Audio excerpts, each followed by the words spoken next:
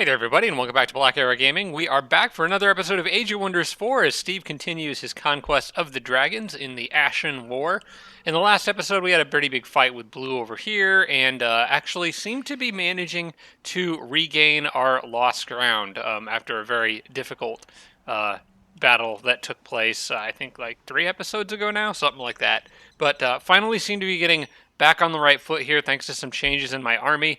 On the next turn, also, magical wards will be researched, and I'll be getting that up soon. My current plan is to siege Obscurum here. This looks like a fairly small city, but it's actually a population of 12. The borders extend up this way, so it should be a decent hit to his economy. Plus, it's got some nice stuff in it, like this Firehearth Foundry right here. And also, there's this tiny little city. Well, actually, it says it's a tiny little city here. I actually don't know. This city's population is 11, but I think it only has two. It looks like it only has two borders, and there's no cave entrance for it to expand into, as far as I can tell. So, actually, it really only has one province. So I don't know how this guy managed to get a city's population, unless. No, it doesn't look like he can. Nope, that's a mountain tile. Yeah, this is literally an 11 pop city with one province. I don't even know how he managed to do that, but I guess computers just get extra food. So this city's basically worthless, but this one should be worth grabbing. So that's the plan. I do intend to let magical wards finish researching while my units pile up in this outpost here in preparation for the attack. Once I've cast that, that's when I'm going to launch the attack. I don't want to get caught fighting in territory without my Spelljammer active unless I have that extra magic resistance, specifically the lightning resistance. I do have enough troops up here now to move forward on the next turn. These guys can move now, but nobody else can, so I'm going to leave everyone together for a little bit. While that's finished researching and casting, it should be give me time to get like maybe 2 more Dragoons up. There's that guy, and there's another one back here. There's a number of comments I need to go through. Some of it is just mistakes or things I said in the last episode that were not correct, so I want to correct those. I'm really thankful to you guys for calling me out on this stuff and letting me know when I mess something up, because that's kind of what makes me feel like I have the right to call this an advanced strategy series. I make mistakes all the time, but the important thing is acknowledging when you do and correcting them. First, from Asher Storm. Check Dragoons in the resource editor. We talked in the last one about wondering how Dragoons with killing momentum would work because of their ability to move after attacking. Basically, their ability to hit and run, according to Asar Storm, from checking their files in the resource editor, their ability to hit and run is technically a special status effect which blocks the use of abilities, including attacks and defense mode. So this apparently kind of hidden status effect doesn't have a type, which means it can't normally be dispelled by anything, which would in theory include killing momentum.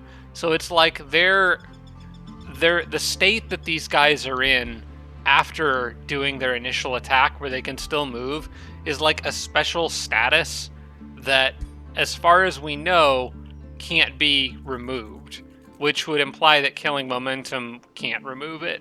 Now, the only way to know for sure is to test it, so I'm probably going to do that anyway, just because I think it's interesting, but that's kind of maybe what we're expecting right now. A big credit to Azerstorm for getting into the game files and looking at that. I don't ever do that. I don't really even know how. I don't have the willpower to. Also from Acer Storm, a correction from a battle in the last episode. I was wondering why a certain unit could not flank another. Units can't flank another unit if it was in the unit zone of control at any point in time, the unit that it's trying to attack. So basically, if you've got, like, say we're in a combat and Jormag here is, let's say she's turned around and she's attacking Jormag. Jormag moves away, takes an attack of opportunity, or doesn't, regardless, if she's facing Jormag. If Jormag goes away and then flies around and comes behind her on the same turn, Jormag can't flank her because she already had Jormag in their zone of control on that turn, is basically how that works. Which logically makes sense, although I don't remember any point at which the game tells you that it works that way. That's just the way it works. So, yeah, I get it. So from Sarah Feingold, True Sight is the first effective heightened senses 1. I glossed right over it. So if we look at Jormag here, yes, I was looking to see if Jormag had True Sight. If you look at heightened senses, hang on, it's in here.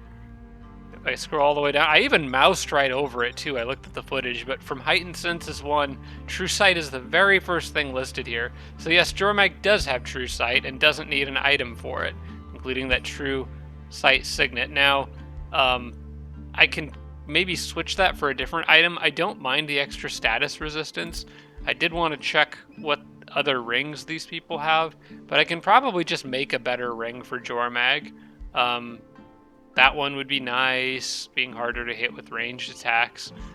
Nobody really wants to get close to a dragon. The blight resistance doesn't really matter. The lightning resistance does, but that's already on a hero that can use it. And then Steve's is doing some good work for him. She does have the ring of resistance. That might be nice for Jormag.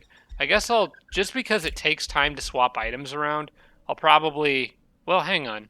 Let me think about this for a second. She is fighting out on the front where she doesn't really need the ring of resistance. Okay, I'm going to do a swap between like 3 people here because nobody is under threat of being attacked on this turn as far as I know. I believe she's still in Ohio. Yeah, they're still in Ohio. We're kind of just not sure what to do about big guy over here. Yeah, okay, so this is what we'll do. I'm going to remove the lightning resistance item from her because she's already going to get some lightning resistance from Gold Touched. And that's +4 lightning resistance. That's a lot. So I'm going to remove that from her. And I just need to remember to re-equip all this stuff on different people. I'm going to remove this ring of resistance from her because she doesn't really need resistance as much as physical defense fighting against Vox Sabas over there. And then I'm going to give the True Seeing Signet, which gives the status resistance, to, I think it was Sharon, who's fighting on the Eastern Front, because she's got to deal with gold golems out there. And she also doesn't have True Sight on her own, although that shouldn't really matter a lot against a Materium Dragon. So now I just need to remember, because you can't, it's not unlike Age of Wonders 3, you can't, like, just freely switch items. Well, in Age of Wonders 3, you had to, like, mail them around, so that changed things. But if you get people close enough, you could just freely swap items. In this one, you just have to wait for people to, like, take their ring off. Apparently, that takes a whole day. So it's just to prevent you from spamming items and mixing them around at will, which I think was a good change. I think in the initial launch of this game, you actually could do that, but I think having a one-turn cooldown from it prevents a lot of cheese that you could otherwise pull off by just sending your best items immediately back and forth between your best armies. All right, we'll have everyone else wait, and I think we're at the end of the turn. I do have Earth-shaped sand ready, so I will be able to turn that province into sand. This should be a fairly safe siege because I can do it from my own territory. Anytime you can do a siege from your own territory is usually a pretty good day. All right, let's see what happens. Now, again, I've done a lot of damage to blue over here, but their ability to rebound and come back with bigger, better, badder armies is no joke. The one thing I do have going for me is I should be able to siege Obscurum very quickly because I have that wizard tower thing. So this should be at most like a 3-turn siege, maybe 4, but no, actually probably 3. I think I could easily make that a 3-turn siege. Oh crap, I forgot. I didn't go through the rest of the comments. That's on me. I was going to make a fairly substantial change. It was basically David468 reminded me that basically at this point, look at the amount of money I have. 4,500 gold, making 840 per turn. There really isn't any reason at this point to not do like a full order of dragoons in extra cities. I could really use extra reinforcements right now, so I'm just gonna spam them in Texas and DC, and in Vegas. Well, Vegas is already spamming them for obvious reasons. They're discounted in Vegas, but I can afford the extra money right now, or the extra spam, And honestly, Dragoons are just going to be the absolute mainline units of my army going forward. Aside from the Mage Banes that I'm going to be using against Voxabas. Also, we can cast Magical Wards now, so we're going to get that ready. I'm going to go ahead and drop Earth-Shaped Sand now, just to get it... Whoops, hang on. Earth-Shape, I think I have to right-click, yeah. I'm going to go ahead and do that now, just to get this prepared for what's to come. Magic Wards will be ready on the next turn. Let me go ahead and grab Mark of Invulnerability here. I think I had locked that. Yeah, it could be a very handy spell in a tight spot. And then I should probably finish off these last couple comments. From Chris Lighthawk, just a reminder to remember to use Channel Power on my magic heroes. I believe she has it. So yeah, I do need to remember to use that. I don't know if I did in the last battle, but that can do a lot of extra damage in the right situation. And then finally, N. Spalding had a tome suggestion. The Tome of Glades possibly would be one worth looking at. I don't know that it's worth holding off on like a tier 5 tome to get the Tome of Glades because of the way research works. It just gets higher and higher with every tome you research. But yeah, in Tome of Glades, you get a lot of pretty good stuff that would benefit me. First off, Glade Runners inflict or do Tracker's Mark, which does Marked and Sunder's Defense, both of which help me a lot and would make for a solid long-range support unit that I could mix in with the Gunners, who just do more damage.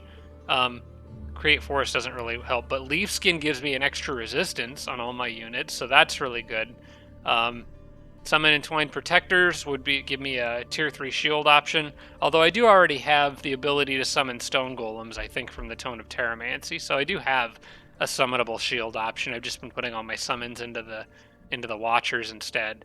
And then Aspect of the Root, which allows units to heal themselves in battle, would just benefit whatever shield unit I go with. It would work with either the Stone Golems or these guys, so I could use either one. Let me just make sure. Tome of Terramancy. I should already have... Yeah, I can summon Stone Spirits there, so yeah. So I may not need the shield unit, but the Glade Runners, the Aspect of the Root bonus, and the Leaf Skin are all pretty good reasons to go for that tome. We'll see where things stand by the time I have the option to pick the next tome. And kind of see what my options are, because I think I still have 3 spells to research, including this one, before I have a new tome. So we got some time for things to develop between now and then. Now, that's all the feedback for this week, so I'm going to go back into my heroes before I forget to do this. We're going to give Sharon gets, yeah, she gets the ring that gives True Sight. Jormag gets the one that gives extra lightning resistance. We need to really pile that lightning resistance onto Jormag because they can't get it from racial abilities. And then she can just have 1 general resistance. That's fine. Okay. Alright, so I think that's as good as it gets. Let's go ahead and get these guys in the outpost. I'm not going to start the siege quite yet. I want to wait until Magical Wards is up. Also, I can switch out somebody with a fresh Dragoon, so I'm going to do that. So who am I going to drop here? Probably one of those, probably this guy, honestly, yeah. You can go back to the safety of that city. Actually, I probably could move everybody up to the outpost, although I do worry somewhat about people running through here. Maybe next turn. We'll see. Sharon's got 2 already.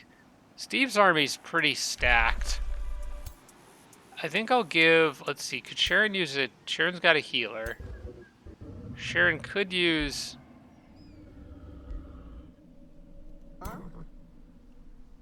oh yeah, I was kind of trying to replace the cannons, wasn't I? I'd like to get some sort of a melee unit in with Sharon's army. She doesn't really have any. Maybe, well, Jormag himself is a melee unit. You know what? We'll send this guy with Sharon. Jormag can have that extra Dragoon, so we'll go like this. And of course we'll be switching things out in the coming turns anyway, so... Yeah, that's still in the outpost.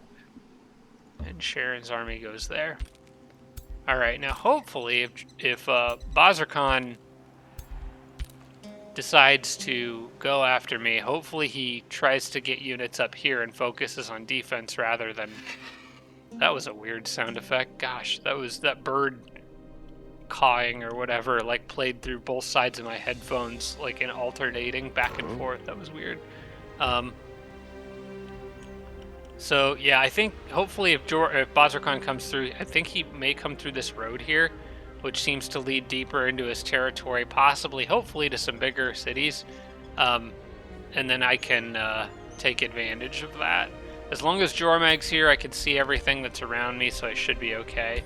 Could use more trinket items, I think. Maybe I could come up with something cool for Jormag. And you guys, just for now, I guess wait here. Yeah, they can't really make it over there in one turn anyway. But you know what? I'm going to take a group of units just because it's safe to move right now, or it seems to be. And I'm just going to send them out that way anyway. Just to have some extras, like right there, ready to go and jump in and help if they need to. Okay, you can't make it to where my drone is. I don't think anybody can. This might be the dragons that I've been expecting to come for a while. Just another reason why I can't seem to do anything about this guy. And his frickin' 285 defense city. Because these armies have to be able to deal with dragon invasions. We'll see, we'll keep an eye on it. I think that line just doesn't move right now. This is where I want to push and gain territory. This is where I think I currently have the advantage. Alright, and then we are going to just send you this way. And magical wards. Ready. Ohio produced an estate hall. That's good. This city really needed the extra growth.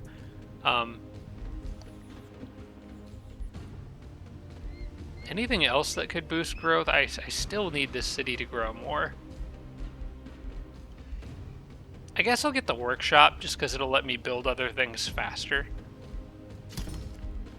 And the stonemason, probably. We'll get both of those. Yeah, because that leads towards the mint. And I will eventually get another mine there. And then how are you guys doing? My favorite unhappy city.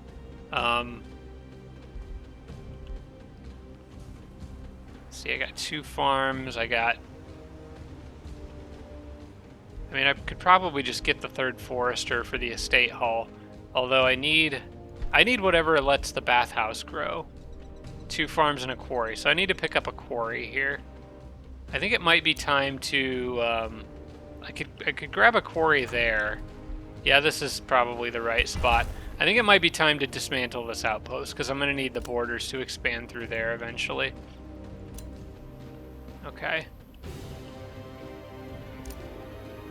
Yeah, I think I'm going to go ahead and tear this down now. It's not really... I never actually picked up the extra territory with it, did I? Well, that's fine. Yeah, we'll get rid of it. Destroys this outpost and remove. Yeah. Yep, that'll give Vishkan room to expand in the long run. Earthshatter is ready. I've been wanting to do this for a while. Actually, I did take care of that one there. The next one that I want is probably going to be knocking out this mountain here. Or some over here. I think I want to knock out this mountain here first. It's just kind of more in the way. I probably will queue up another Earthshatter, though, and try to clear things around the... Well, you know what? I think that it would be better to use it over here, because that's where Vegas is expanding next, regardless of whether this chunk of mountain is here or not. I need borders to expand in this area. The Ember Shard Furnace, Ember Source Furnace, that gets its bonus from mines, I think. No, wait, hang on. That's an Ancient Wonder. That doesn't get a bonus from anything. The Reaver Manufactorium gets its bonus from mines, I believe. Yeah, per adjacent quarry, forester, or mine. And the War Foundry gets bonuses from adjacent quarries or mines. So putting a quarry here would benefit... Yeah, I think I need that tile. Putting a quarry there would benefit both of these. And then I can surround the War Foundry with more quarries just to maximize production. Yeah, that's what I'm going to do. And I'm turning this into a mine, I believe, and this is becoming a mine.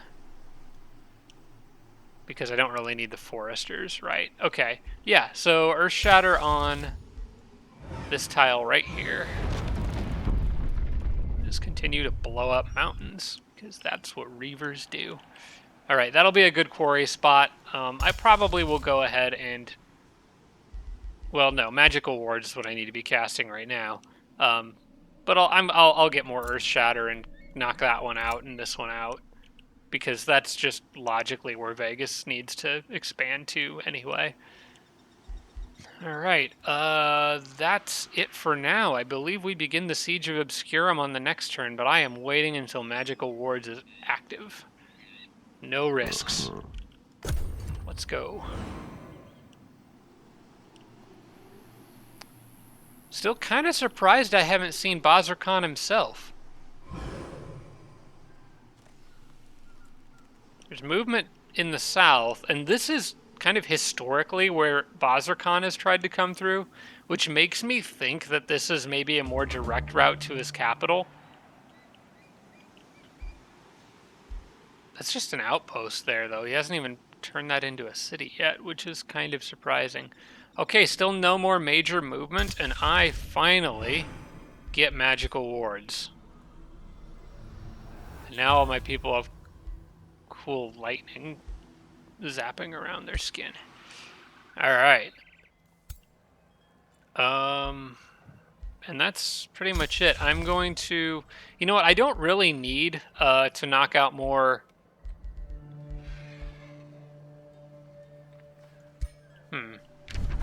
Can I still see Vox Sabas? You know what? I've been talking about this spell a lot and have never actually... Dang it, I keep forgetting about the Spelljammer. I've done that like 5 times now. If I see Bazar Khan, I'll try to use it.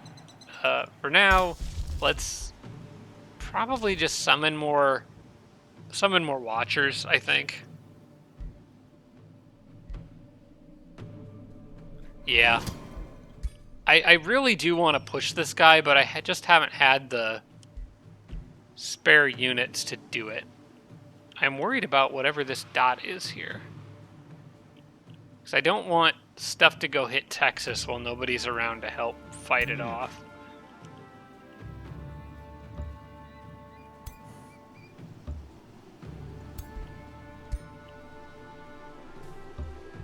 That's a lot of extra Dragoons on their way out. I'd love to see that.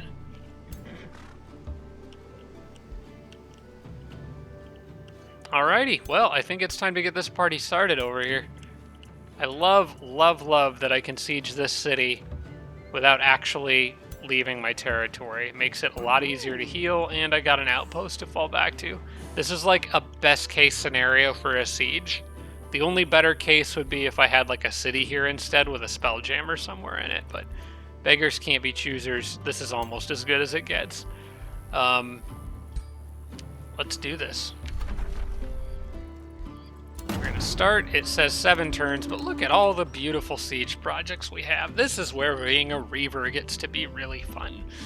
Because I've been playing defense for a while, and Reavers don't really excel at defense. I think they excel at attacking. So, we got construct siege guns, construct great bombard. A lot of great stuff here. Now, only one type of siegecraft unit can be brought in. I'm going to do the great bombard, just because it's a little bit of extra firepower. This brings it down to a 5-turn siege. Wizard's bombardment makes it an easy 3. I bet I can get it to 2. Yeah, I can get it to 2. I just need to think of which stuff What do I not want to deal with? They've got a caltrip stash. They've got stone walls, catapult towers. The catapult towers I normally find to be pretty insignificant, but caltrips can be annoying. So I'm probably going to sabotage support, but then I won't be able to get... I think it's going to be a 3-turn siege at best. I don't think I can get it down to 2. Unless I did headlong assault.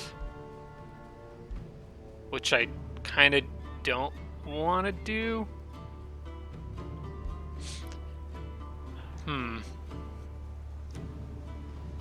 Because if I did sabotage support, which I kind of want to do anyway, I do have 1 cannon with me that can blow holes in the walls. So undermining walls wouldn't get this down to 3, but a headlong assault, or wouldn't get it down to 2, but a headlong assault would. I think in this case, moving fast is probably worth it, so I'm going to take headlong assault for the 2-turn siege.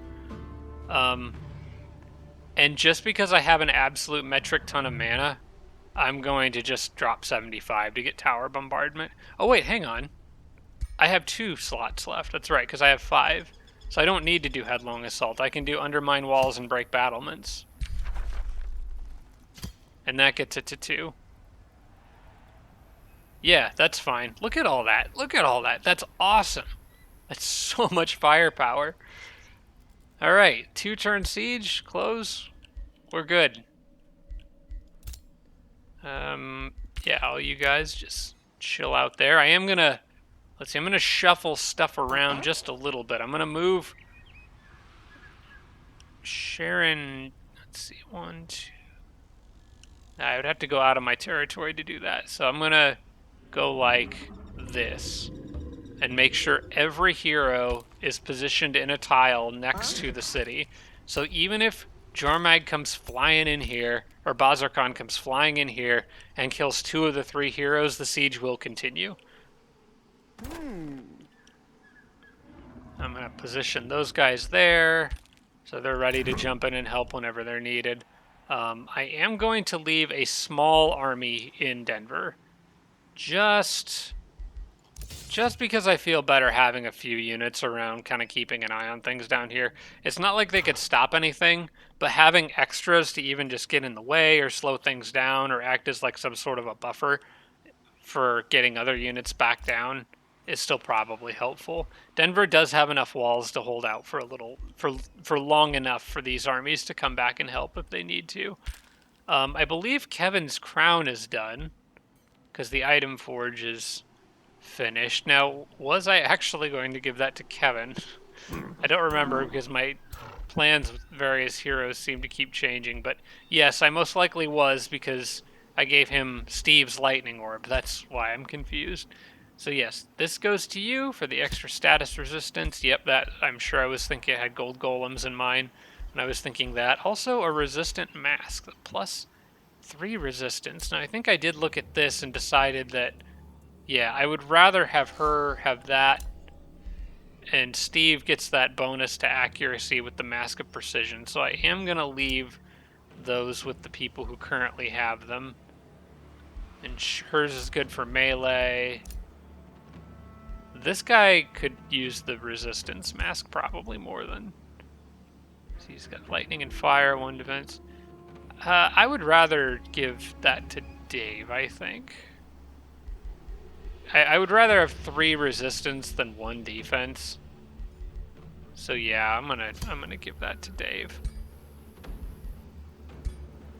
I do need to add defense to Dave though, but Dave is a physical attacker with bows. So going down the physical tree, I can get the defense buffs for him. Okay, we already took care of that. What new empire development skill did I get? Oh, over here in the mana. Ooh, this is a good one. Yeah, I want to grab that. Especially since I'm not planning on using Imperium for anything else in the immediate future other than possibly the teleporter infrastructure, which I keep putting off. But I can't I don't have quite the space to build teleporters yet anyway. I think there's actually a couple things in here that I want. I want this one because when I'm done getting Mark of Invulnerability, I want to lock and shuffle research until I get luxury markets.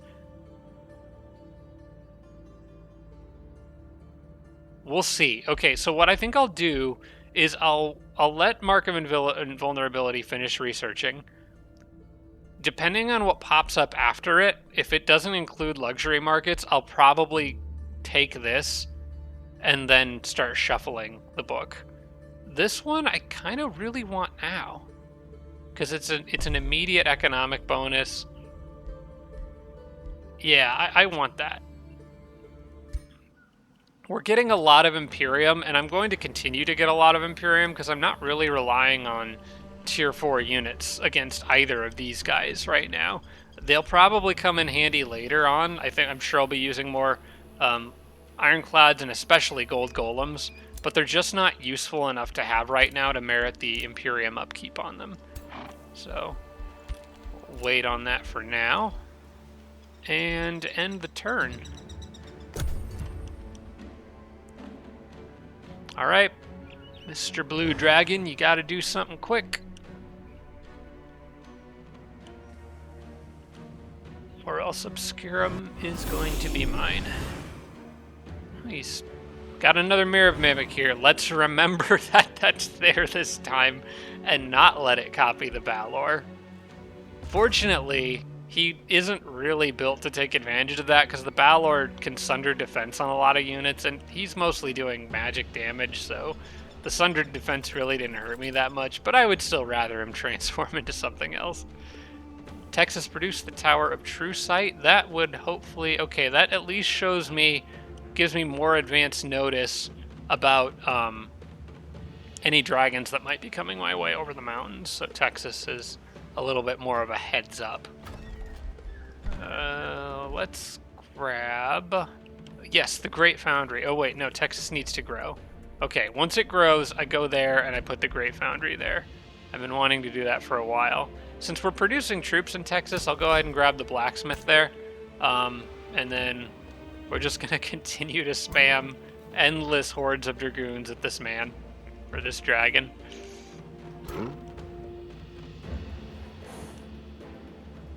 And then I can always drop extra troops back in here. So who's the extra troop now?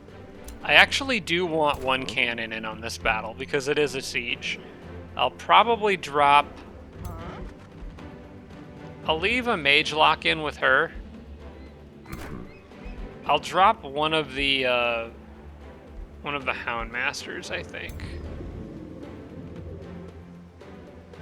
Jormag's got the Overseer and the cannon. You know what, let's leave one Hound Master in just so we have that little expendable unit. I found they're actually doing pretty good work, all things considered. I'll drop a Mage Lock for the moment and add this Dragoon.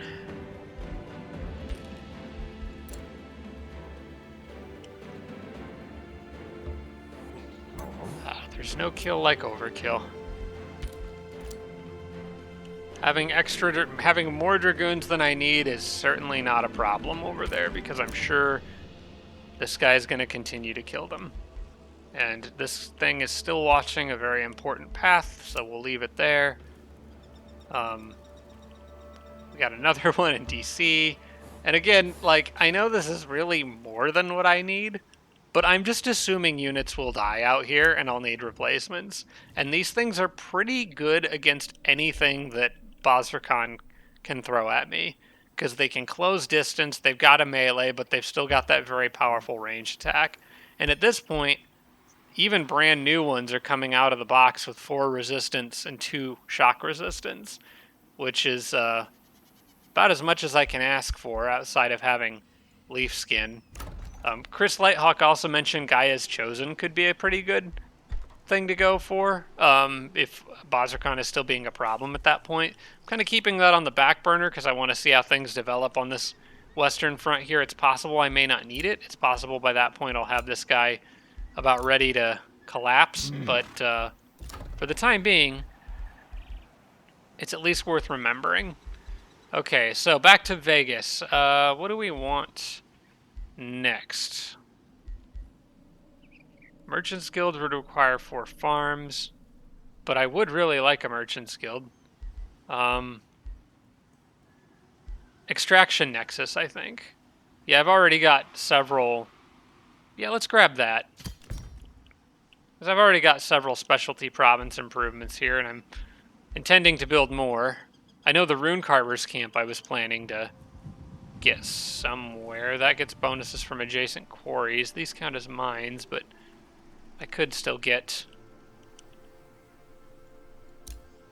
Let's see. At most, it's going to have 3 quarries, I think, regardless of where I put it. So if I put it there, it gets 1, 2, 3. If I put it here, it gets 1, 2, 3. If I put it here, it gets 1, 2, 3. Here, it gets 1. From there, it would get 2.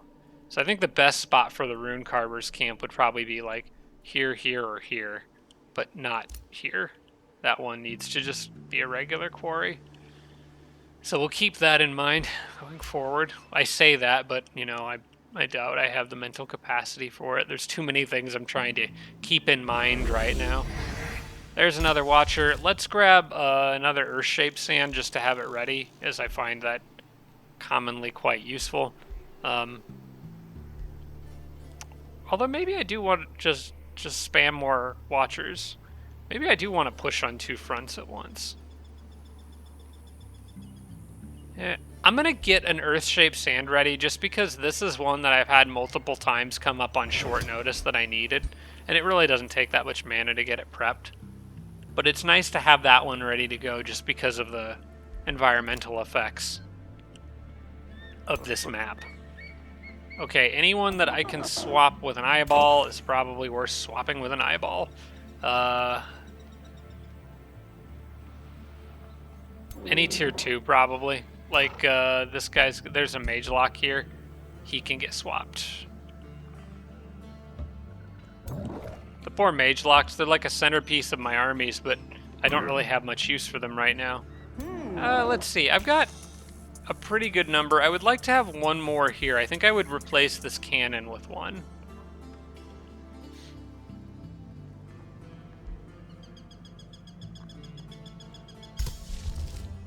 Let's cancel this. Let's get another Watcher more quickly. I think once I have one more, I'll be ready to push. As a matter of fact, I'm going to move forward now.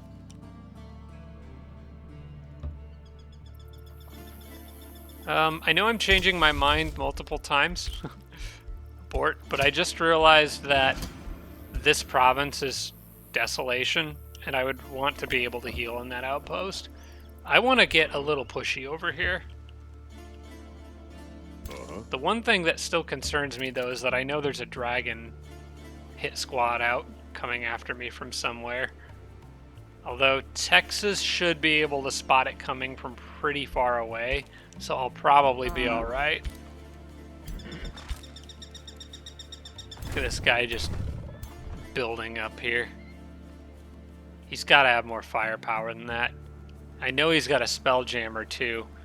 I would like to find out where that is and destroy it, because I need my spells. That actually might be what I end up doing, is kind of parading around his territory for a little while, looking for that, which is very dangerous to do. I'd rather sit here nice and close to my nice warm borders, but I don't know if that's an option.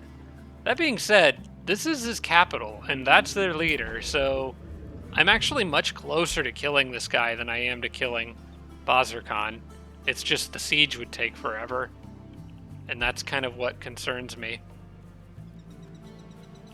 I may try to bait out an attack. What I think I'll do is I'll put my army out of the borders here, or out of my walls, and just stand in my borders so I can heal, and I'm going to see if I can bait an attack. Yeah, let's do that. Because right now I'm pretty confident that if he attacks me, I'll be able to hold out.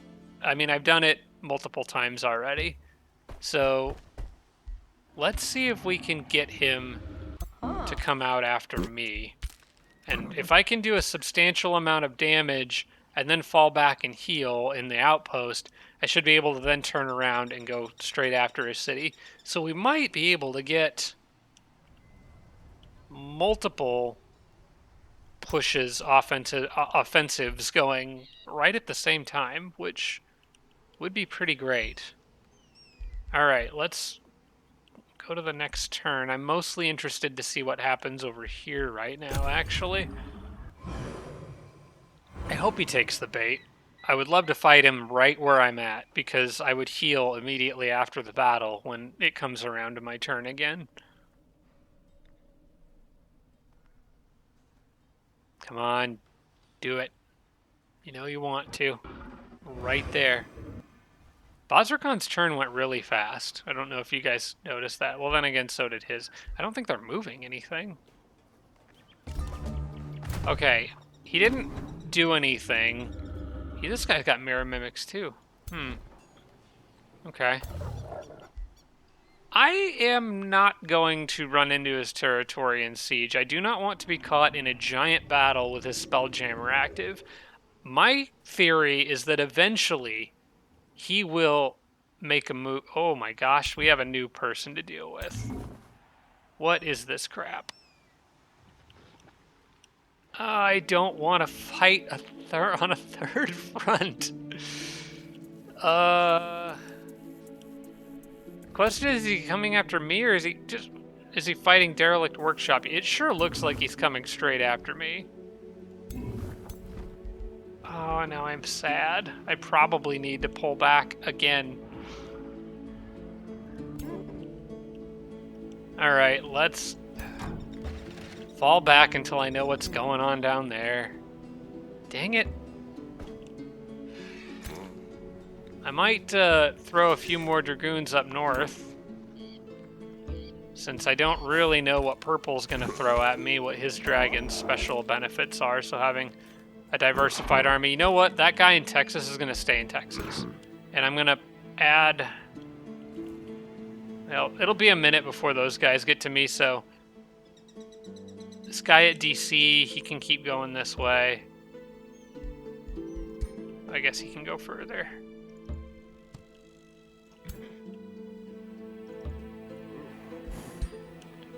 I'm gonna move him here. I'll swap him out with something on this turn. Those guys are horribly underprepared for what's about to happen.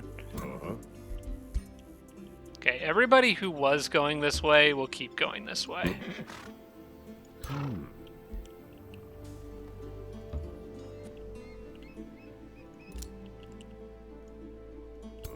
But this guy is going to head north towards Texas, and probably anything else that comes out of DC. We're gonna form a squad here that can hopefully assist if it's needed.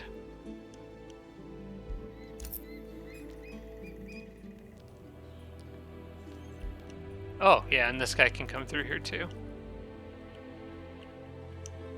Let's go to right around here. I don't want to move too far forward and get picked off by something, but... Well, actually, I don't know that there'll be anything left to pick him off. Those guys can't move that far anyway. Yeah, you know what? You're fine. Yeah, just keep going. And then I can swap him out for pretty much anybody. Probably going to be the Houndmaster. Yeah, we'll swap out the Houndmaster for another Dragoon. That's a good trade. And then we can do this siege. This is probably a pretty easy auto combat. Yeah, that's a safe battle.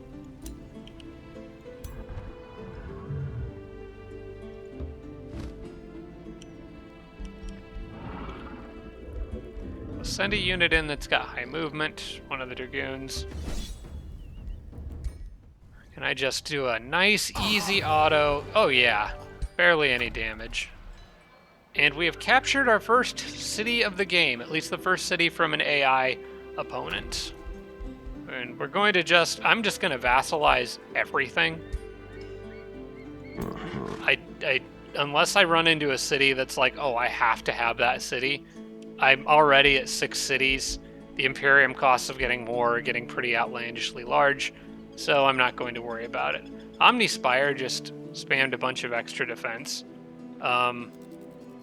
It's going to take 4 turns to turn that into a vassal, but I'm at least not in enemy territory anymore, technically. I think we can still heal? No, we can't. Okay, so for this turn, I'm going to have everyone take a little bit of R&R. We're going to back off to here, just within my borders.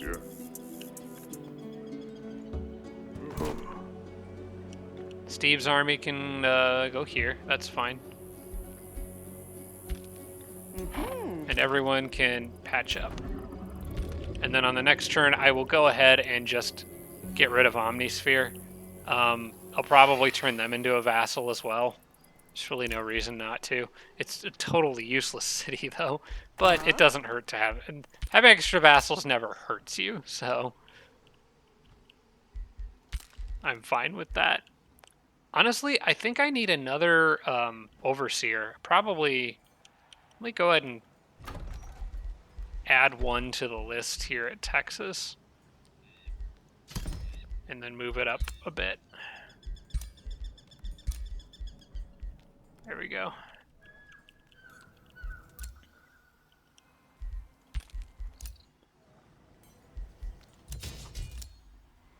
Bouncing all around here with my units. Texas produced the blacksmith so it can upgrade a little faster. Another quarry and I can get the armory. I'm not going to worry about building it at full price. It's just, right now, these units are just extras. I'm not worried about giving that out at absolute fast as possible. What I am a little more worried about is city defense with this guy coming after me. I probably want archer battlements. What are arcane amplifiers? I don't remember. Okay, they make magic attacks better. That doesn't really help me much. I kind of like having the battlements. The caltrop stash is also useful. I'll grab that. Just try to get some extra defenses here in Texas, since that suddenly seems to be a target. Denver got its mint done. That's a decent bit of extra gold income. Let's grab the Mana Forge in Denver. Spell is ready for Earth-shaped sand. I'm just gonna hang on to it for now, because I'm not using the outpost where I was planning to cast it. And we'll summon another Watcher.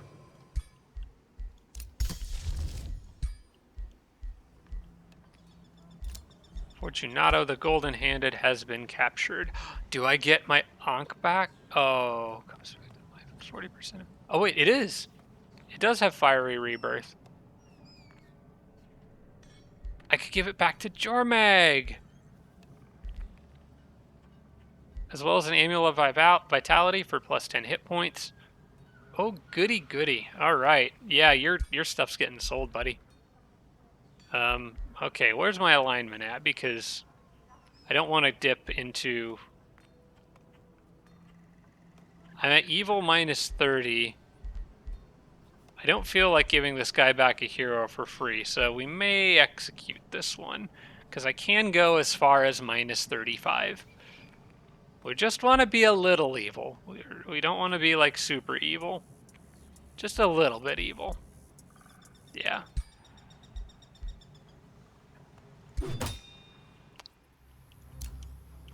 Alright. New stuff for Jormag. Once again, can revive himself. That's great, great news.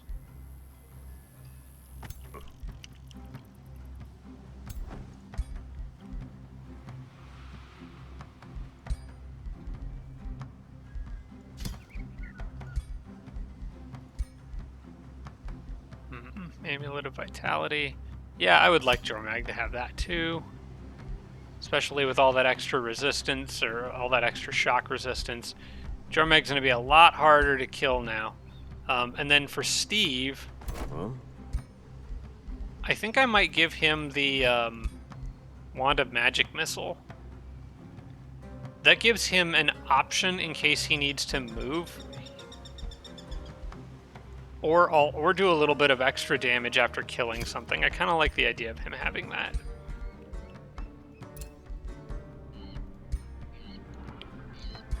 We're just going to leave his remains in the crypt where it's generating research. Alright, and I think that's it for this turn. Now it's time to keep an eye on these guys. Where the heck did purple come from? Like, I don't even see their... Well, I guess, okay, they're way up there. Why aren't you fighting somebody else? Go fight somebody else.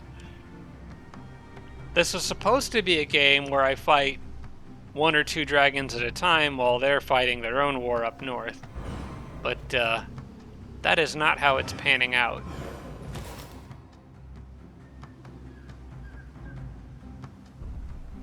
They didn't move this turn, though. They're just sitting there. Which is super mega annoying because it means I can't move that other army forward. Oh, this seems like one I have to say yes to just looking at this. The Internal Revenue Servants gains Mark of the Horde. Cities of this race gain more city stability for each 70 gold in their controller's global gold reserve up to a maximum of 30.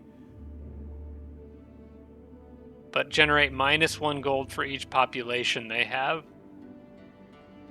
So I'm trading gold for... Actually, I don't know if I like that. I'm trading gold for city stability, basically.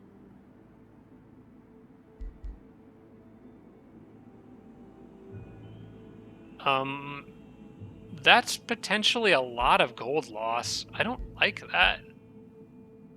I thought this was going to be something that would give me more gold, not less. I mean, it is a lot of extra city stability up to a max of 30, but I don't think it's worth, because when you add up all my cities, and I have to do all this math in my head because it's like, you know, not, I can't like minimize this screen. I have to make my choice now. But I have like 6 cities. Now, they won't all get to max population, but if they did, that's 30 for each city. That's 180 gold per turn that I'm just losing. It's not going to be that severe now. It's probably going to be like half that. So right now I would estimate probably 90 or less.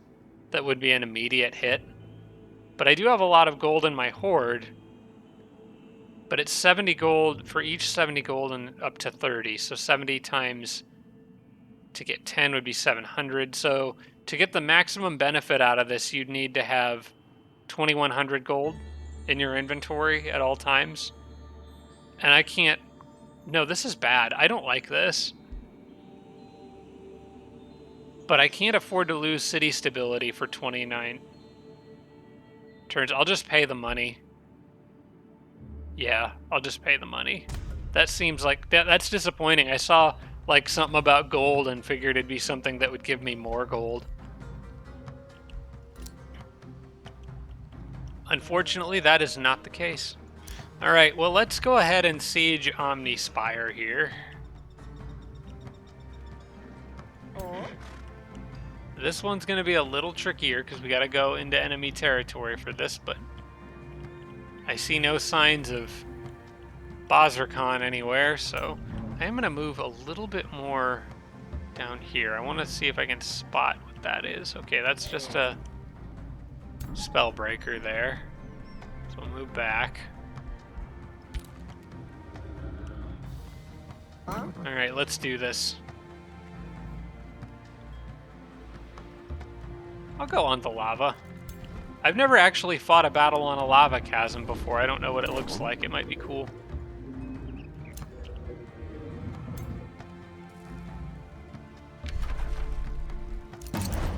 This thinks it's going to be a 7-turn siege, but we can certainly whittle that down with a Great Bombard, Wizard's Bombardment, Sabotage Support. Now, this one I probably can't get to... Yeah, I won't be able to get this one. This one's going to be a 3. But I am still going to break the battlements and undermine the walls anyway, just because I have the gold to throw at sieges right now. So we'll wait patiently for 3 turns while that siege is down. Mark of Invulnerability is done, and luxury markets popped up. This is huge. I wanted that so badly. Also, tremor rituals here. May want to freeze that. With static shield, can stun attackers. Works on one unit at a time. Probably not something I want right now. But tremor ritual. Now there is something I want. But I want luxury markets first. Once I have luxury markets, I can just spam buy units out of Vegas, and they should be really cheap. Alright, so any extra Dragoons for the moment are going to go hang out in Texas until I know what's going on over here. I've got quite a few extras already heading towards the west. More than I can really use right now. Although, you know what? I'm spamming units in this area. And Bazirkan surprised me before, so let's just keep throwing more and more and more and more and more this way. Because this guy he scares me. So even if I'm just piling them up here, which is fine right now because I've swapped out about as many units as I can with Dragoons, other than the ones that I really want to keep as what they are. I guess I could drop that Mage Lock for one more. Yeah, I'll drop... Well, I can't do it on this turn. Next turn I'll drop a Mage Lock for another Dragoon. But I'm going to just pile up extras here so they can quickly replace anything that falls in combat. And I'm going to move these guys basically as far down to this side of the city as they can go, while I keep an eye on purple. I'm very disappointed that purple showed up when they did, because I really wanted to kind of siege yellow. I thought I could probably do it. I think I was at a point where that was possible. But alas, it was not meant to be. Alright, I'm going to move those extras to the corner there so they're not getting in the way of all the stuff that's trying to go past. You guys are good on... Yeah, you can just sit there and defend. This guy is doing what he needs to do. He's fine. You guys can camp. Texas, produce Dragoon. Yeah, you can wait there. Yeah.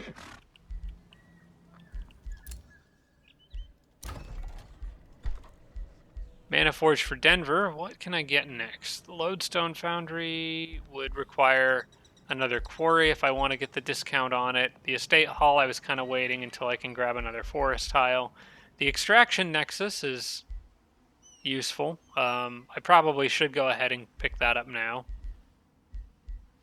I could get the Ironclad Citadel, but that's going to require 15 population to get the discount on that. Alternatively, I can get started on some of these, which, with the city being built in the line that it is right now, is a little difficult. Yeah, I don't really have a good spot for those right now is the problem. I think I'm going to leave those alone for the moment, but I will get the Extraction Nexus prepped ahead of time, I think. Yeah. Vegas gets another province now, which is perfect. I get the quarry where I wanted it, and then I'm going to... Yeah, that was the plan. Yeah, that was the plan. We get the quarry there, which benefits both the Reaver Manufactorium and the War Foundry. These are now mines, so that's great. And then the next spot I knock out and replace will probably be this one here, followed by this one here, I think. We'll make a Rune Carver's camp there, and quarries all around. That War Foundry is going to have an absurd amount of draft bonuses, and it's going to be awesome. Okay, can annex another province here, finally. I think I was... What was I kind of waiting on here? There was something I wanted, but didn't have the shortcut to get. Oh, a mint would require a mine. That's always worth picking up. I do kind of want to connect these cities with a road, though, that goes through my territory for speed of movement. And I do only have one quarry in here so far. Yeah, I think I want another quarry. Yeah, I would rather like try to connect these cities with my territory to make it easier to move around. And then we got the town hall upgrade. We're working on the tavern. The bathhouse will come after, so I will do that because the city desperately needs the city stability. What this city really needs is some sort of magical structure in its territory, but I haven't been able to get that done yet. I probably want another quarry, and I have plans for all these other things. And I don't want to bother with the estate hall. Yeah, anything that helps me build faster. So yeah, I think, because I want that to be a mine, that's going to be a mine. This will be something magical. This will be a forester. I think that the right call is a quarry here right now. Actually, no, that was dumb. I should have put a quarry there to get the mine's income. That was stupid. I don't know why I did that. Because I could put the quarry there to get, or there for that matter. I wish I could undo that. I'm gonna dismantle the province. Or is it worth dismantling? The city's gonna grow again in 5 turns anyway. It's probably not worth dismantling because while you're dismantling, you don't get the bonus income for it. I think it is, because it's only giving me 5. Yep, dang it. Yeah, I'll dismantle it, and then I'll grab the quarry there. That was stupid. I don't know why I did that. Okay. We'll get another watcher over here, probably kind of rounding them out. I've got now 2 in each army. I'll drop the mage lock cannon, because their utility is limited. We'll keep 1 around. I think having 1 around is good. We'll drop that one. If I have the higher rank ones, will stick around, so I'll keep this gold rank one here. And I will add this watcher to that guy's army.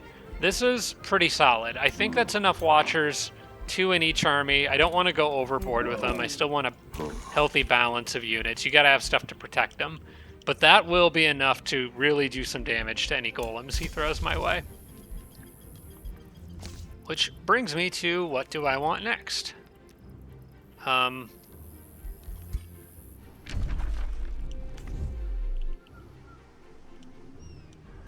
You know what? I think I want a little spy. Can you get that guy back in view? Not quite. I think I'm going to sneak this guy through here and try to scry enemy on something that's a little bit deeper into his territory. I want to see more of what he's got back there. And also, do you have a Spelljammer and Gem Keep?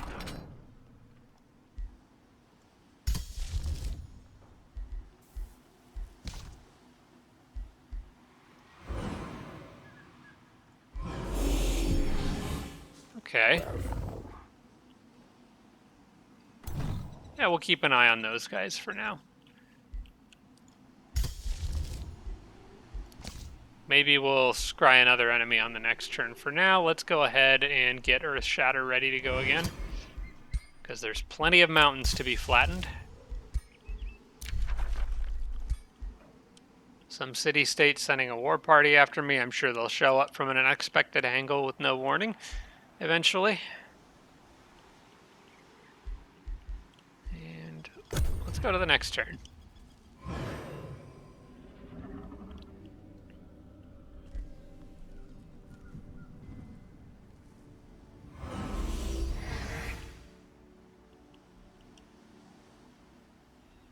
If I could just find Bazar Khan himself, that would be wonderful. Just to keep tabs on where he is at all times. Okay, the purple backed off for now. Although I did get my new watcher, so I'm going to send him out to keep an eye on things out here. And here comes Vox Sabas again. All right. With a pretty good formation, no major weaknesses. He's got 2 units back there by themselves, but I would have to go all the way around that mountain to get to them. So I think, what's the play here? Ohio really could use better walls.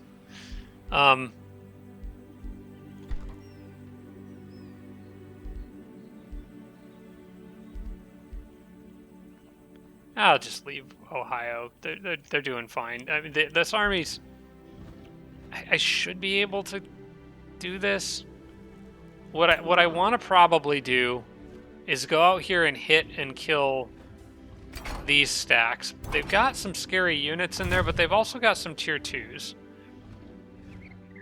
And I would definitely like to take care of that thing before it evolves.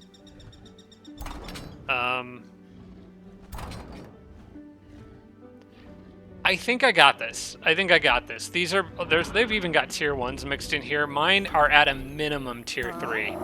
And I've got tier 4s, and I got some really nice stuff. I'm fairly confident in my units. So what I'm going to do, the plan here, is hit them. I'm going to go ahead and drop Earth-shaped sand on this, because I think I'm going to need to fall back into that outpost there to heal after this battle. I don't know if I'll be able to make it back to my own city. So yeah, let's do that. We'll ride out and meet him. Just like the Riders of Rohan. Except maybe a little bit more evil. Okay, and then Omnispire still got 2 turns, so I don't need to really worry about that for now. Are there any, like, spells? I wouldn't mind having, like, a deal damage type of spell. That would be handy. But I don't have anything like that, at least not yet. Huh? Is there anything else, maybe Empire skills I should pick up? This is a pretty big battle. Ooh, I like that one. Death magic, 10 combat casting points per death or kill in combat. That's a very good one. This gives me a pretty big chunk of mana knowledge when conquesting a city. Magic origin upkeep is reduced by 20%. Not really necessary right now. I've got plenty of mana.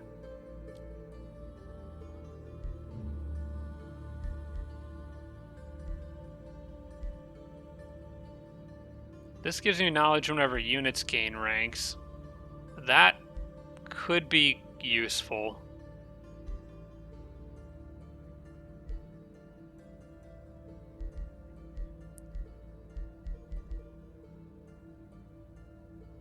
I think that I'm leaning towards... I'm gonna pick up Death Magic. I just really like that one. Having that extra, all those extra casting points, that adds up. In a battle like this, that's effectively 180 casting points as you kill enemies.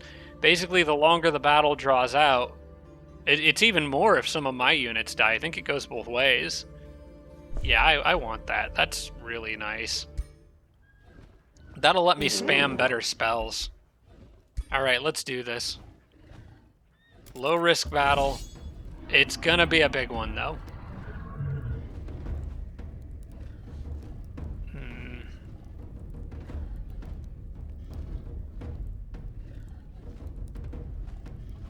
Didn't draw in the weaker armies. Hang on. There might be a stack here that I can get to. Yeah, that one with all the snakes in it. That's the one I want to hit. I believe I can. Yeah, I can hit that no problem. And still get back into friendly territory. I just need to make sure to use a fast unit. This is a little better. I like this a little bit better. We'll see what the auto says. I'm sure I'm gonna have to do this myself, but...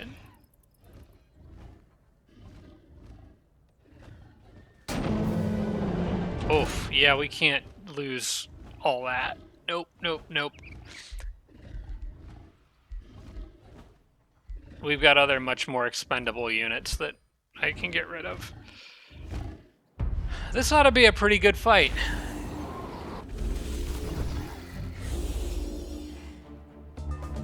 Once again, our armies clash with the giant gold giant things. I like the layout of my army better this time around, though. I just need to keep these guys around long enough to rank them up, because that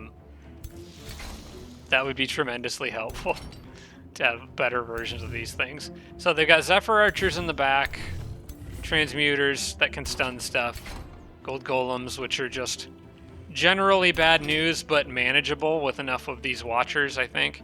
And then the Mirror Mimic, which we need to keep a careful eye on. I think that Mirror Mimic, what I don't want it to mimic is the Phoenix.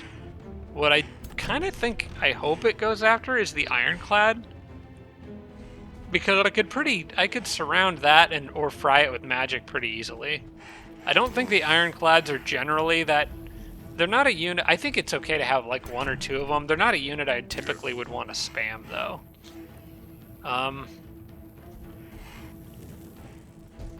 I think I want to spread out for this fight, because the Transmuters have AoEs. That's an AoE Petrify. So I want to form a nice spread out line. I think each army is well matched for what it's fighting. This thing can kind of sort of outshoot those guys.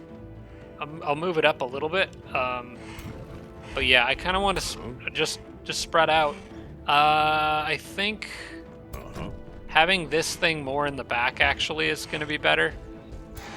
The Phoenix like here, just staggering everything. That's Kevin. He needs to probably not be right up front.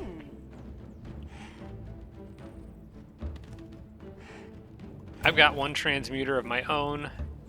Yeah, just sort of spreading out like this. The Transmuters could still catch 3 units in their AoEs, but it's better than them catching like 6. I stomped on the only bush that I had for hiding. Maybe I shouldn't have done that. Yeah, I'm gonna just do this and hopefully get them to rush at me. I don't see any reason to be aggressive with this one. Unlike Bazirkan, where you pretty much have to be aggressive. I do want to flip these around. Excuse me. The only unit that I'm cool with having around others is probably this guy, because he's got that shield, which gives some status effect protection, I believe. But yeah, just something like this is fine. I think he'll come after me, and if he doesn't, I can probably use that cannon to encourage him. Just out of range. Wonder what happens if I just do nothing, and... Will he move at all? Will he inch towards me? Like, I'm not 100% sure. That Mirror Mimic could run up, and what's the range on that? 4? Could run up in 1, 2, 3, 4. It could get any of these, but it can't get the Ironclad and it can't get the Phoenix. So I think I'm still in an okay spot here. I do want to move you up slightly. And I want to swap your places.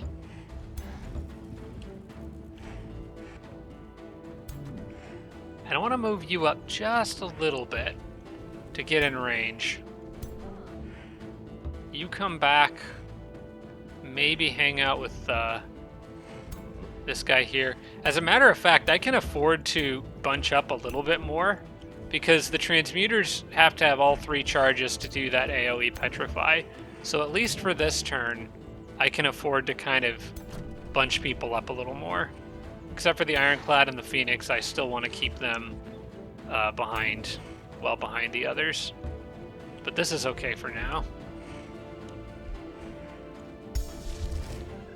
I do have a lot of really great battlefield spells, so I can make use of that. Might even throw out a destabilized Mana Core, depending on whether they charge me on this turn or not. We'll see. We'll give them another opportunity.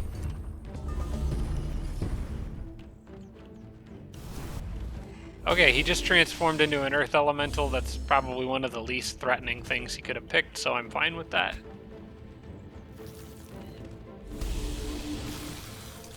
I think this is a pretty bad approach on his part.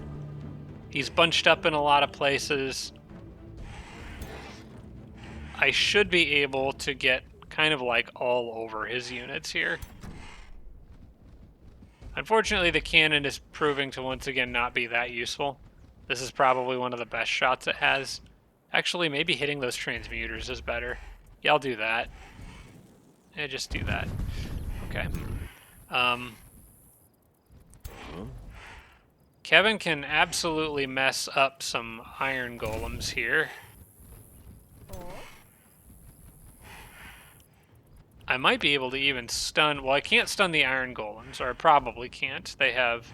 Oh, wait, yeah, you can now. They used to be unstunnable, but they've changed that. I actually like dropping this here, because if I can slow down those transmuters for a turn... Ah.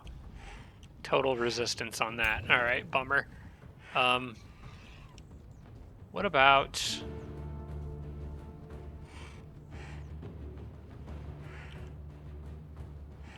You know what? I think I'm just going to use these guys for damage output. Let's not get carried away. I just want to get rid of that golem and ideally get somebody on these archers.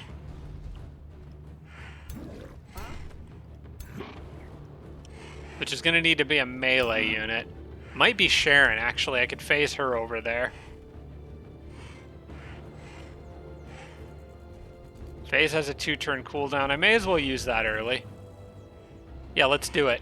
Just to get on those archers.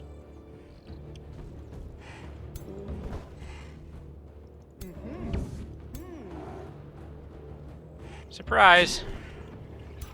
That takes them out of commission for a turn, or at least slows them down. I need to think about what spell I might want to use here, because there's quite a few. That can immobilize. This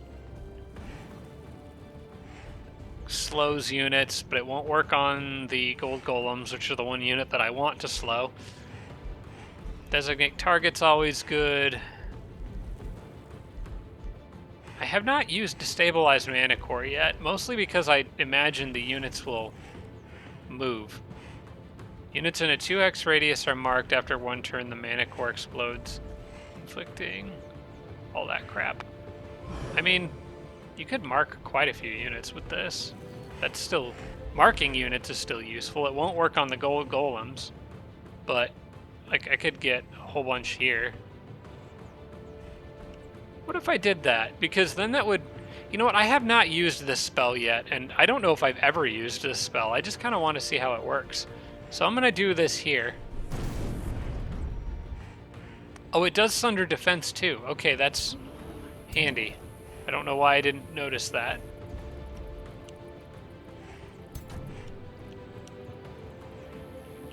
I'm going to wait on that.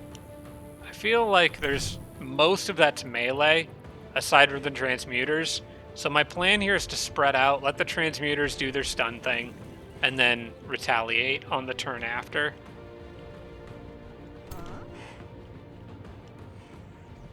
And that'll explode, so if they move up to me,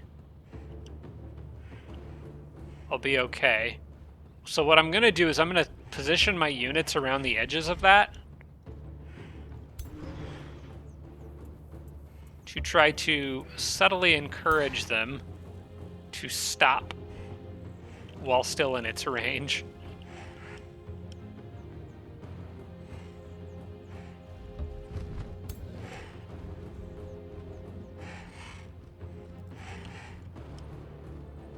I'm also going to try to stun this guy. Oh, my odds aren't great there. Maybe stun... Actually, anyone I can stun here is good, because it guarantees they'll get hit by the Mana Core exploding.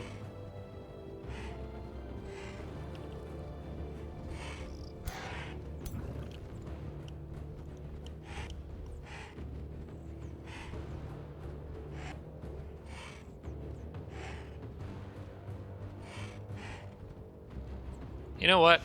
Let's just go for it. Oh, I got it. Nice. Okay, and then I want probably to stun... we'll stun this guy. That guarantees he'll get hit by that. This does give me the opportunity to move forward here with this guy. Because now I don't need to worry about bunching up because the transmuter's been dealt with. And I can just fire a sundering shot right into the middle of all that mess. We should get 2 off here. Okay. And Dave can do a decent amount of damage. I might just have Dave summon... I'll have Dave summon his free animal on this turn.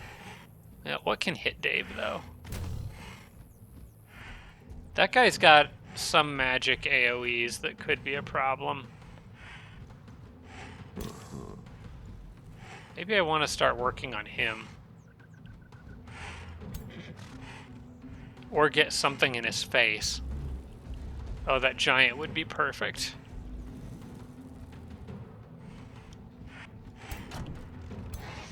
The Phoenix would also be perfect. But I don't have anything that can reach other than this guy, and I don't really want to run the Dragoon out. Ah, to heck with it, though. The Dragoons are... oh, but that's right in the middle of the Mana Core. Yeah, I don't really want to do that. If I can stun him... You know what? Let's just do this, because that'll hurt him a lot. Even if it doesn't stun him. Oh, wait, if I mark him... Oh, I can come really close to killing... I think I can kill this guy right here. Let's mark him. And then, Dave, you just unload. Oh, he's so close. I think the Dragoon can finish him. Yeah, the Dragoon could finish him. This is a good place to use the gun. Nice. Okay, 1 hero out of commission. No spells for you. Then I'm going to have the Dragoon fall back to probably about here. I kind of want to lure this pikeman to running up and attacking him.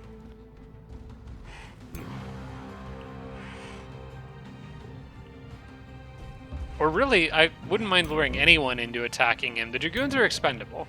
They're easy to replace. This guy, I'm going to just conjure a runestone right in the middle of all this to hopefully be somewhat of a distraction, while pulling these guys back and trying to focus some damage on the golems, I think. Just get them kind of behind the line. You know what? Let's do this. I could just finish that snake off, or I could have a pretty good chance of stunning one. I'll just try to stun this one. Okay, that's okay. And then I'm going to start zapping.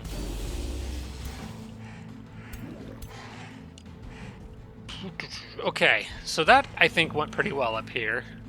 Now let's drop back down here and see what we've got. I can get rid of this thing, probably. I'm going to mark it.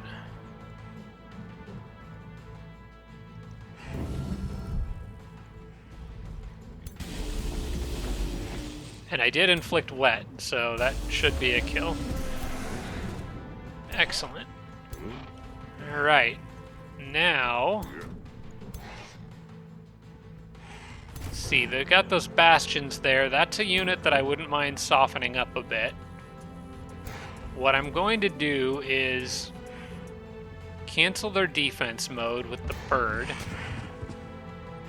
and then try to flank them with a flank attack from this guy. I'm not sure that I can.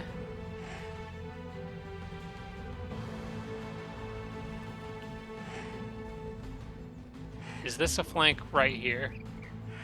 That is a flank, but it's a 60% chance to hit. I think I'm going to take those odds.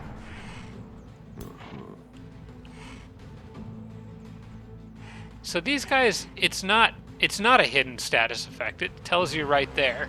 Yeah, that makes me think killing momentum won't work for these guys. Because there is an actual status effect they get, the Master Skirmisher attacks disabled. I think that most likely overrides any benefit killing momentum would provide.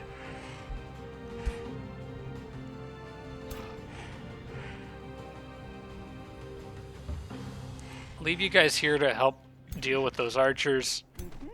The shield guy's been weakened for now. That's all I really wanted. And I still got my Phoenix out here. This Phoenix is going to defend for now. It's mostly just there to try to keep these enemies boxed into where that mana core is going to explode. Now, interestingly, or importantly, I want to know if it explodes before or after they move. They get to move first. Oh, I need to slow down my speed.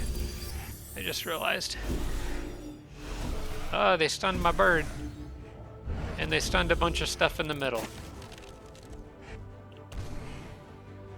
Okay, now the gold golems become a problem. But I've got lots of units that can hit them with electricity. Importantly, I need to get my heroes out of any bad situations they find themselves in. The heroes are the most valuable units I have out here. Okay, the mana core just went off, and it did do a lot of damage. And they haven't killed anything, actually. So, not all is bad. I'm not super thrilled about getting stuff gilded, but honestly, it could have been a lot worse. What am I even targeting here? Oh, it's the Earth Elemental in the middle of all that crap.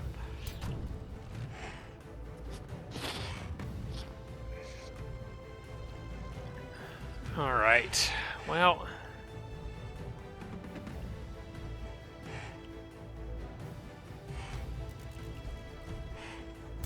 I kind of need to kill that thing to get it off the cannon so the cannon can shoot. Actually, this is the perfect unit to do it. Let's get rid of you. That's more mana. I can't target that transmuter with crushing earth. Wonder if Ice Coffin would keep him held up for a turn. I'm not going to roll on the 35, I think.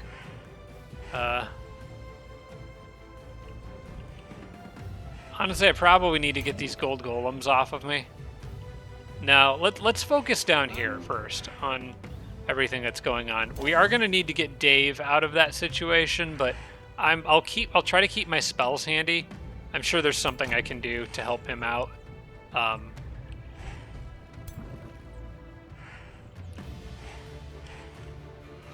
Now, I can't designate target on these guys. Gotta remember that. That does not work. I'm going to just go after the archers with melee attacks for now.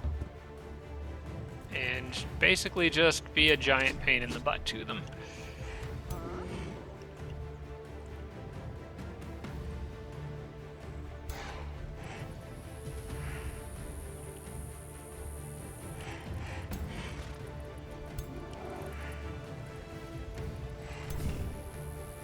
Getting rid of that transmuter back there would be great. Keeping pressure on the archers would be great. Killing the archers would be fine. I would like to move this guy, but the... You know what? I can cancel that guy's retaliation. There we go. Now I can freely move. Well, I'll take a hit from the Bastion, but that's okay. This is a 2-hex radius. I want to do it from here. That'll kill the snake, and it'll soften this thing up enough that I think Kevin can finish him.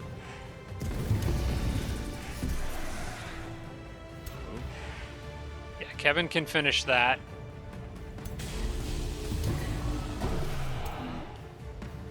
That should be starting to pretty severely impact their morale.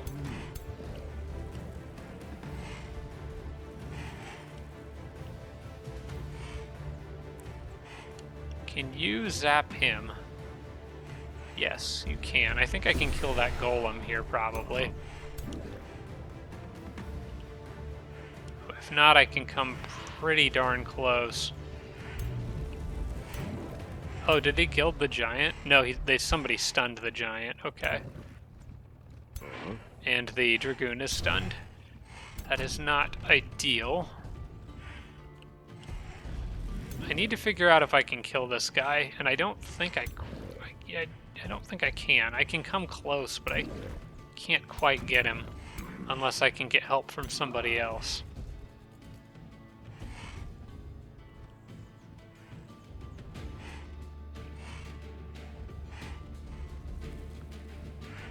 You know what? I think parking Sharon right here is fine.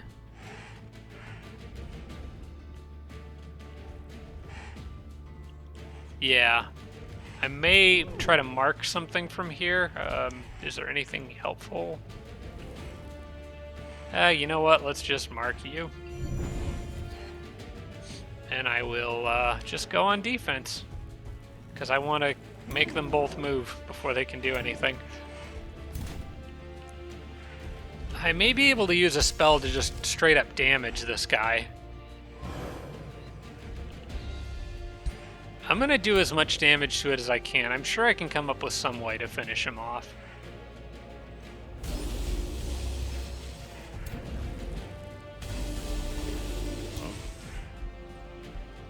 I wish I could mark those things. Oh, it's so close. What's the highest damage? I don't think I can even target him with Crushing Earth. The highest damage spell that I have.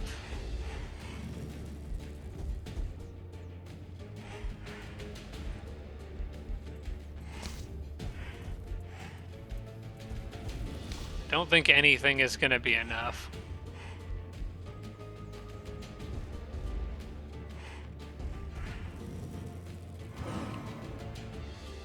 That would kill it. It would hit a friendly too. Which I don't really want to do, but it might be worth it. This would also kill units over here though, which could free up one of these guys to help.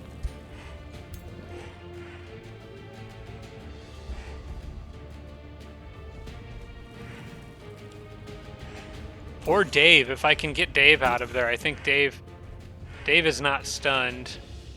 He is immobilized, but he could still hit from there. I just would have to make sure to protect him with other units. Yeah, I think this is a good call. Wait, which spell was that again? Seismic Shock.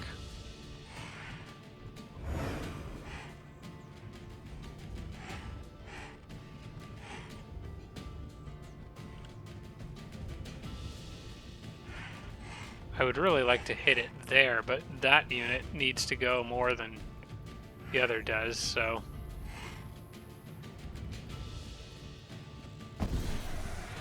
yeah, I'll just do that to get him off of Dave, and now I need to get this guy off of Dave. You know what? Honestly, I don't know if I can. Oh wait, yeah I can. I've got direct fire.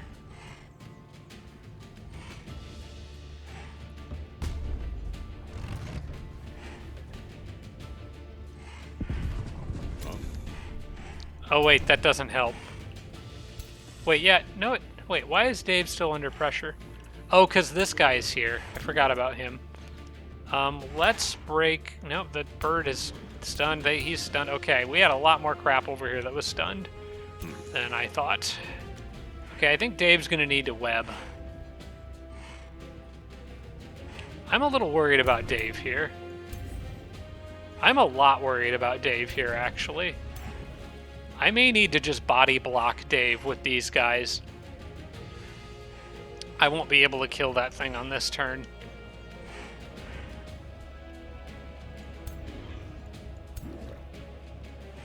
Holy crap, I think Dave's gonna die. Because I can't stop that Earth Elemental from beating the crap out of him. They don't have a good chance to shoot him, really, but... Who do I have left? I have my stone spirit who can't move, but he can quake. It doesn't really help me much, but it's better than nothing.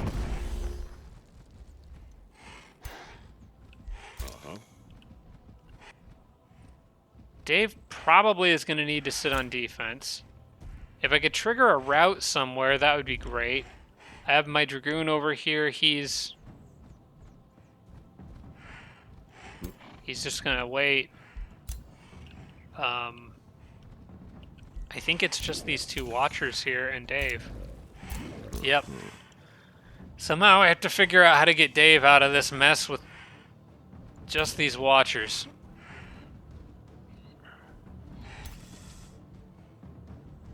The Spider isn't going to do much. The Earth Elemental is the biggest problem. And these guys are a problem if they go after Dave. So I think my plan is to... I'm going to have to get a little lucky on this lightning. I can soften them up a bit. And then probably... I think softening them up as much as I can is probably my best choice. Lower their damage output. I don't think that there's anything else I can do other than have Dave sit on defense. He might be okay on defense. Yeah, I think the defense mode was enough. They're probably going to kill that bird, but it'll come back. And I get mana for it, actually. Or casting points. The Dragoon is expendable, not worried about him. That's fine if they want to kill him. Just turned him into a gold statue. Okay, we really got to get Dave out of there. He's still immobilized. Okay, everything that I do on this turn needs to be focused on getting Dave out of here alive, or healing him or something. And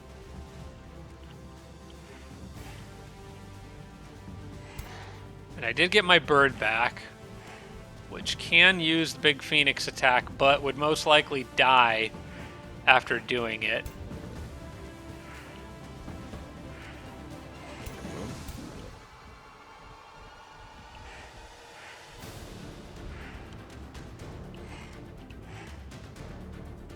I've got a pretty good seismic shock opportunity here, I think. That would kill 2 units. And darn near kill a third one. Especially if I was able to mark it. Or do even a tiny bit of damage to it with something else. I've also got a good barrage right there. That would probably do a lot of damage, but it could hit Dave. So I think I want to do it a little bit further away. Which is unfortunate because... Dang, that looks juicy right there, but I don't think I can justify taking that risk with Dave being so close to potential death.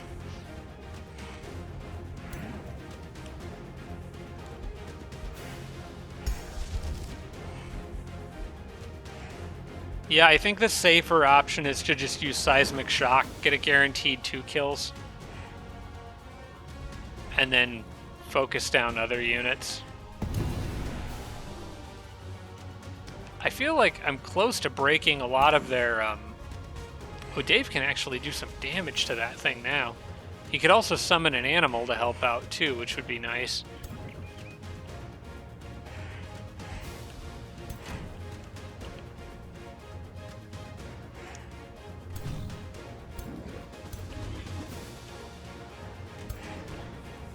They have 2 enemy stone spirits in here causing trouble. Did they... Wait, hang on. I thought I had a stone spirit. Did they mind control one of mine or something?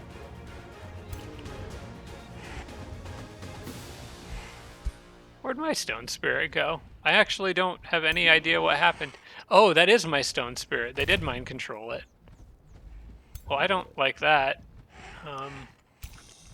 Dave could do some damage to him. Ooh, here we go. Yeah, free up that stone spirit. There we go. Okay, now they're routing. you go ahead and...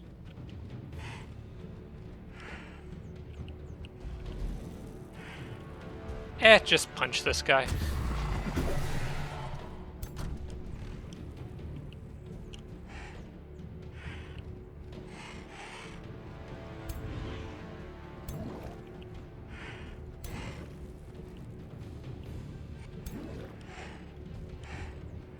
Okay, I don't need to worry about really anything but the golem over here then, I guess.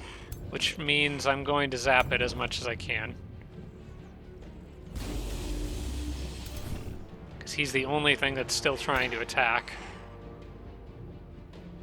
I will just have the Phoenix defend and take hits for now. Dave should be safe. And then I can just sort of zap everything else. And chase down as many units as I can.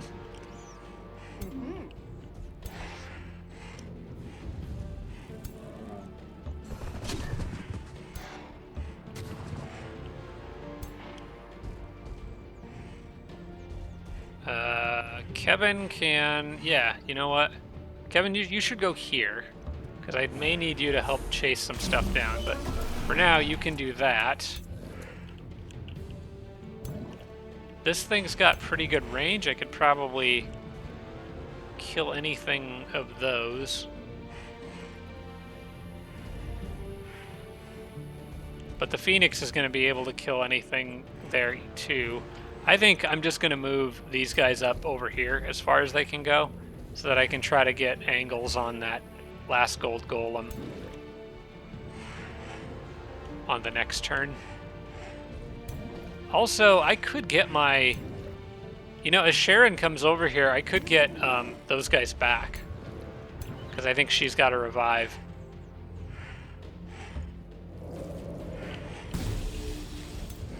Ooh, that was a crit. That's nice. Maybe I can drop this thing. No, I don't think I can't quite drop him.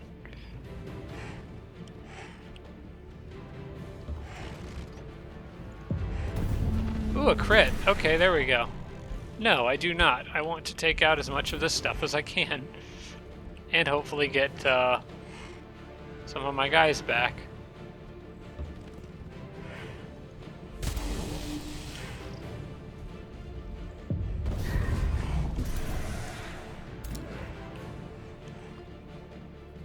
Yeah, you may as well zap him.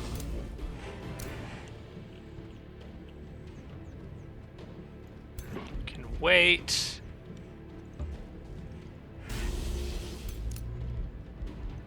Still have units that can act. Oh yeah, the giant can get in on this. He hasn't really done much except stand around and take hits. Well, that's fine. Sometimes that's all you need a giant to do. Alright, Sharon, before I forget, see if you can get that guy back up. Yeah. They're back. And they're no longer gold statues. Which makes this a casualty-free battle, I think.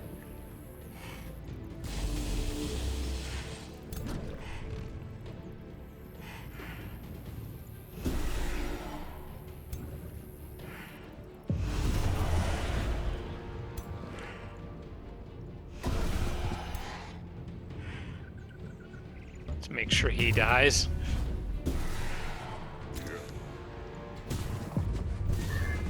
Beautiful. Okay, that went very well. Hang on, we're missing somebody. Oh, you.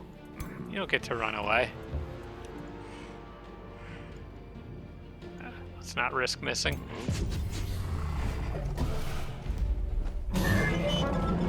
That was great. That was absolutely great. Okay. Still got the big guy back there.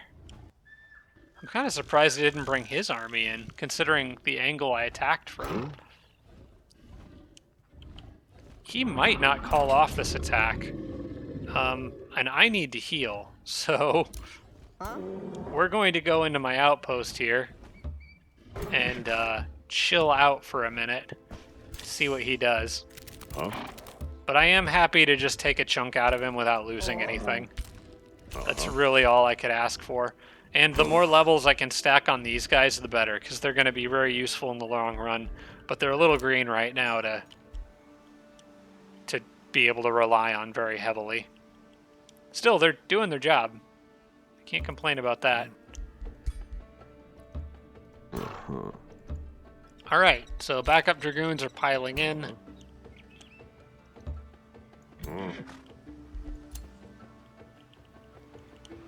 Still not sure what's going on over here.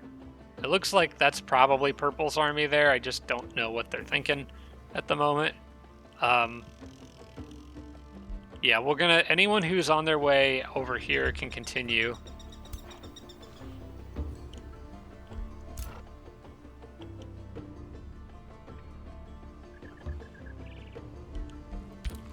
I just want a few extras sitting in Texas, just in case I need backup over there.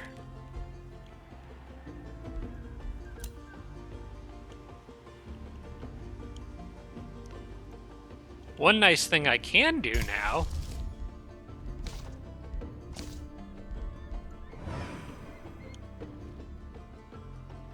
you are out of your Spelljammer, which means that I can keep an eye on him for a while. And if I have enough, I was going to see if I could spot... no, I don't quite have enough on this turn. I was going to get a little adventurous with the scout and see if I could find Bazirkan, but he's hiding right now.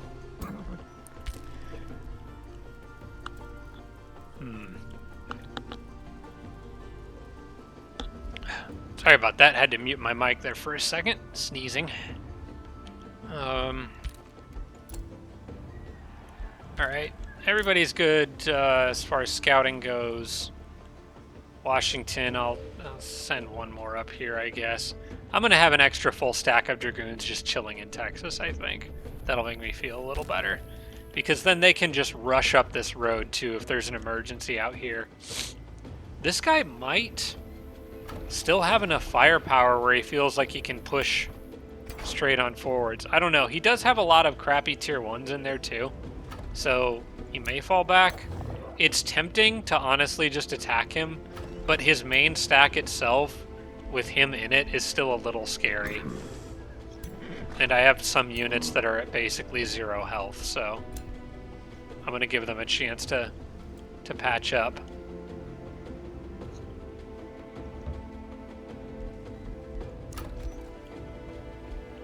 You know what? Texas is going to produce all the extra dragoons it needs. Any others are still going to go after Jormag. Bazirkan, sorry. I'm getting my dragons mixed up.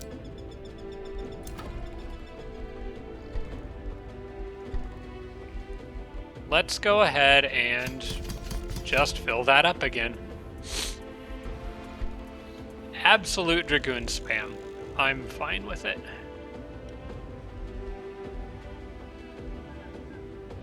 Merchant's Guild can be built at a discount with another farm, but I'm not planning on getting another farm anytime soon. So I think yeah, it's 10 gold per income per mine times 4.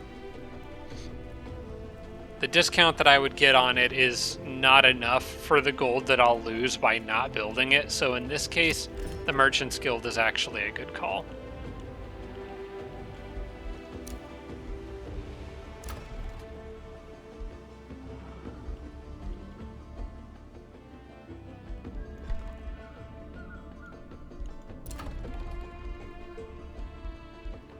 And we'll just continue to build defenses in Texas until the point at which I can get my Great Foundry here, which is going to be really nice. Hey, DC finally grew again. I was looking at DC. I actually kind of wanted to get a Spelljammer here just to have the conduit for building the Beacon of Valor quickly, but also just because the more Spelljammers, the better. I think I'm going to probably take this Forester here. Oh wait, no, the Rune Carver's camp there would benefit from another quarry. I'll take the Forester. Does Reamer Manufactorium benefit from Foresters? It does. I want something where I'm not going to build a Forester.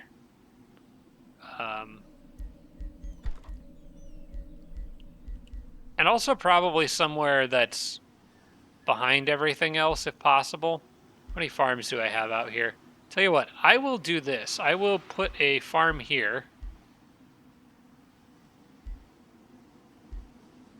Or here. Actually, I think I kind of want it here. Because that kind of connects important parts of territory a little better. And then I'm going to switch this to a conduit, or to a spell jammer right here.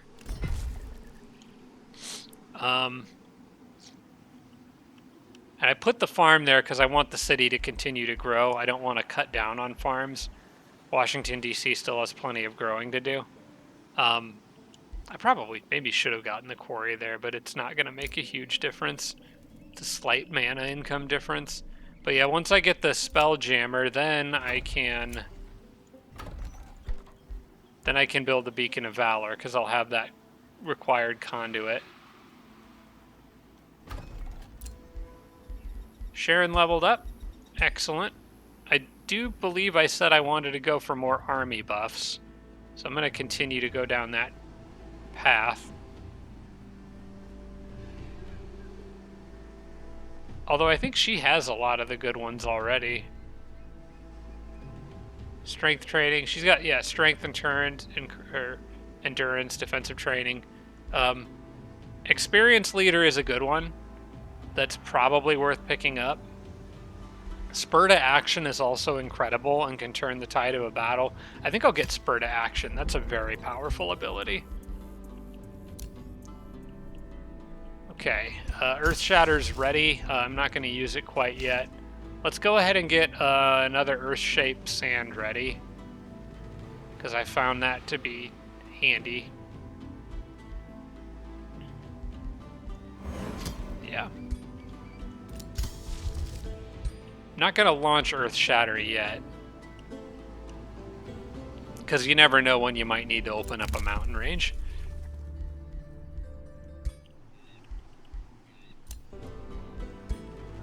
This guy's been captured, not very useful. Nothing special. We'll leave them in the prison for now. Got a lot of Yellow's heroes just sitting in jail. Okay. And let's, you know what?